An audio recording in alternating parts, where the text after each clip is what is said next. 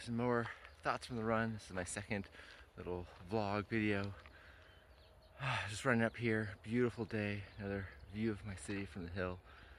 You can almost see it way over there is where I was yesterday, my last little video vlog.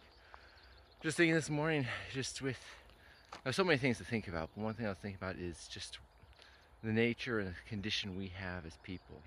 But to lead up to that, we have to understand the religion of today, religion of what we believe as a society, which we don't want to think of as a religion. We want to think of as a secular, progressive, always evolving culture that's improving.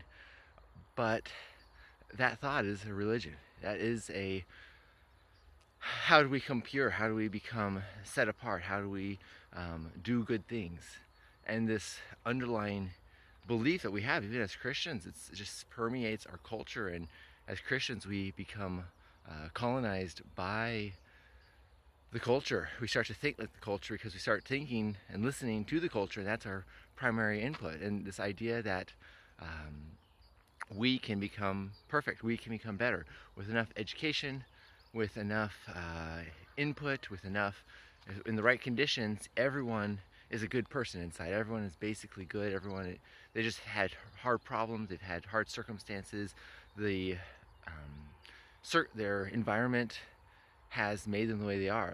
They've been nurtured into being bad, and if you just help them, if you just do the right thing, everyone's gonna be good, everyone's gonna be perfect, and we'll have this perfect utopia, perfect society where everyone gets along.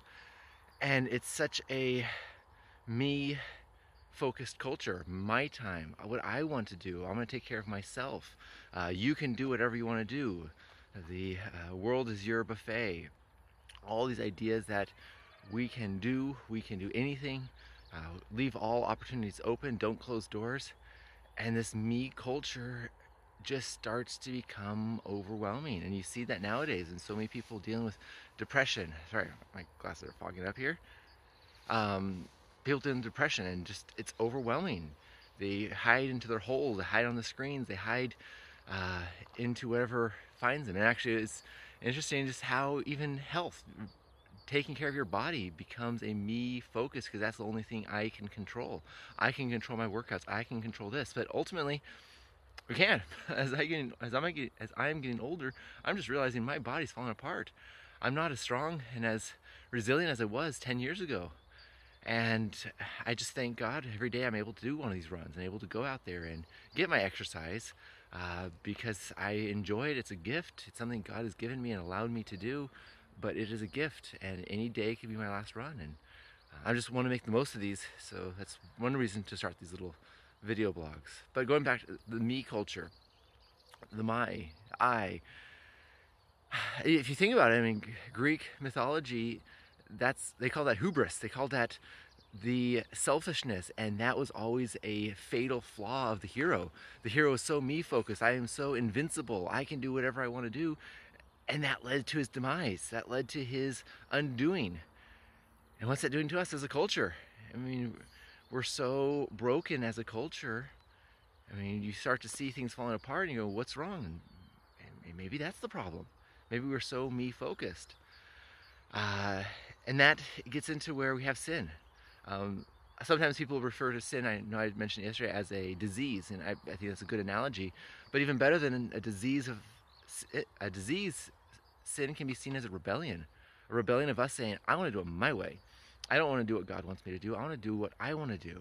And in the Garden of Eden, when Adam and Eve sinned, they're pretty much saying, we want to define good and evil. We don't trust God to have our best interest in mind. We want, to do what we want to do. We don't want to listen to him. We want to look after ourselves. That's not right. I don't like that rule. And that's what we do today in our culture. We do that all the time of, what do I want? I'm not going to listen to that because that is not what I want to do. And instead, we need to be listening to God. And so for sin, with the rebellion, it's a turning back to say, okay, Lord, I trust you. I trust what you say. I trust your word. I trust that you have my best interest in mind. I trust that the joy of the Lord is my strength. The fear of the Lord is the beginning of wisdom. And when we start to trust him and start to say, okay, I'm not going to do it my way, I'm going to do it your way, Lord, that's when we start to find joy and peace. And as Christians in this dark, uncertain time, that's what we have to offer the world. We have peace and joy and hope that this is not the end. This is not our end. I just ran past a cemetery.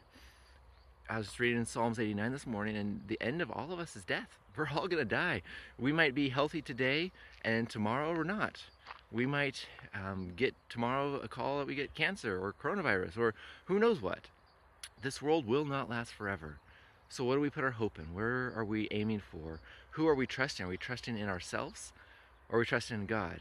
I have a friend who always likes to say, when you're talking about what people are trying and trying, then she says, well, how's that working for you? How's that selfishness, me focused, me at the center of my universe going for you? Is it working, or is it leaving you empty and depressed and feeling that you're unable to move on and you debilitated? So there's so many thoughts here. I don't want to keep this. I don't want to make this long, but just things to think about, things to mull over. And so I pray for the city. I pray for whoever is watching this video, that it might encourage you, it might challenge your thoughts and ideas, and that you would ultimately find hope in a place that can offer hope and offer peace, not in empty promises that are just going to leave you wanting more. Okay, have a great day.